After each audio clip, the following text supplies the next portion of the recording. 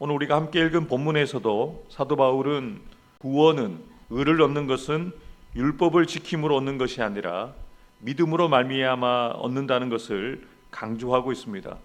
특이한 점은 사도 바울이 자신의 주장을 논증하기 위해서 구약의 말씀을 인용하고 있다는 것이죠.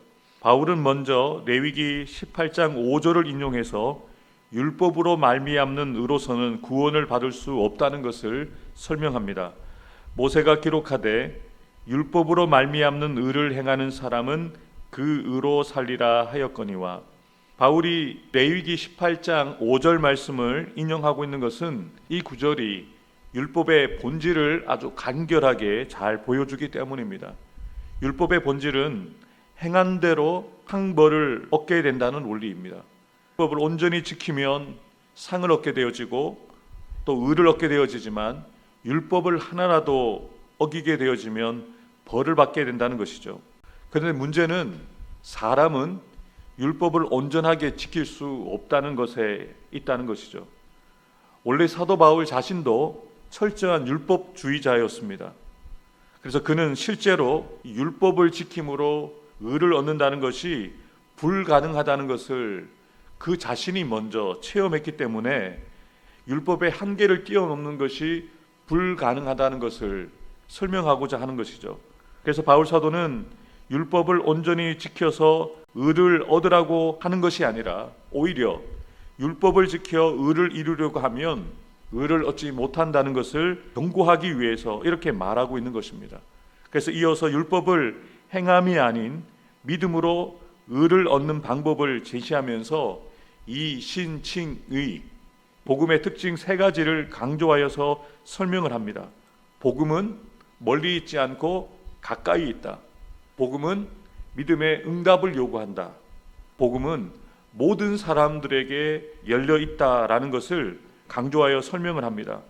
바울은 먼저 6절과 7절에서 믿음으로 말미암는 의를 의인화시켜서 복음이 멀리 있지 않고 가까이 있다는 것을 증명하기 위해서 신명기 9장 4절 말씀과 30장 12절부터 14절의 말씀을 인용하여 설명하고 있습니다. 6절과 7절 말씀을 함께 읽어보도록 하겠습니다. 믿음으로 말미암는 의는 이같이 말하되 내 마음에 누가 하늘에 올라가겠느냐 하지 말라 하니, 올라가겠느냐 함은 그리스도를 모셔 내리려는 것이요, 혹은 누가 무저갱에 내려가겠느냐 하지 말라 하니, 내려가겠느냐 함은 그리스도를 죽은 자 가운데서 모셔 올리려는 것이라. 사도 바울이 인용하고 있는 신명기의 말씀을 간단하게 말씀을 드리면, 하나님께서 모세를 통해서 이스라엘 백성들에게 행하라고 주셨던 말씀은 결코 어려운 것이 아니라는 것이죠. 하늘까지 가서 또는 바다 건너편까지 가서 그 하나님의 말씀, 하나님의 그 깊은 신부를 찾을 필요가 없다는 것입니다. 왜냐하면 하나님의 말씀은 백성들의 마음에 있고 그들의 입에 있기 때문에 하나님의 말씀은 이해하기 쉽고 행하기 쉽다는 것을 신명기의 말씀을 통해서 설명하고 있는데요. 특별히 바울은 이 신명기의 말씀을 약간 변형시켜서 대구법을 사용함으로써 예수 그리스도의 성육신과 부활이 있기 때문에 그로 인해 생긴 믿음의 의를 쉽게 받을 수 있게 되었다는 사실을 전달하고 있는 것이죠. 그래서 구원은 스스로의 노력이 아니라 하나님께서 보내신 예수 그리스도를 믿음으로 말미암아 구원을 얻게 되어진다는 사실을 강조하고 있는 것입니다. 8절입니다.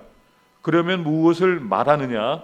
말씀이 내게 가까워 내 입에 있으며 내 마음에 있다 하였으니 곧 우리가 전파하는 믿음의 말씀이다.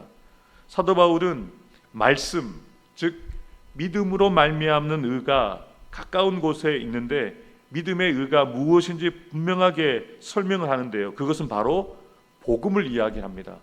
예수 그리스도를 믿음으로 말미암아 구원을 얻는다는 복음이 멀리 있지 않다는 것을 이렇게 설명하고 있는 것이죠. 바울은 이 복음이 내 입에 있고 내 마음에 있다라고 강조합니다. 여기에서 너는 유대인들을 가리키는데요. 유대인들이 말씀을 자신의 입과 마음에 가지고 있다는 것을 강조하면서 그들이 가지고 있는 말씀, 그들이 고백하는 그 말씀을 믿음으로 구원을 얻을 수 있다는 것을 이야기하고 있는 것입니다. 그래서 바울은 계속해서 이 복음에 대해서 반응해야 된다는 것을 설명합니다. 9절과 10절에 믿음의 의, 구원을 얻을 수 있는 조건을 제시를 하는데요. 내가 만일 내 입으로 예수를 주로 시인하며 또 하나님께서 그를 죽은 자 가운데서 살리신 것을 내 마음에 믿으면 구원을 받으리라. 사람이 마음으로 믿어 의에 이르고 입으로 시인하여 구원에 이르느니라. 아멘. 믿음으로 얻게 되어지는 의, 곧 구원을 얻을 수 있는 조건은 복음에 대한 바른 응답이 있어야 된다는 것이죠. 마음으로 믿고 그 믿은 것을 입술로 고백해야 된다는 것입니다. 다시 말해 바울은 구원을 얻기 위해서는 예수님을 주로 고백하는 그 공적인 고백이 있어야 된다라고 이야기하는 것이죠.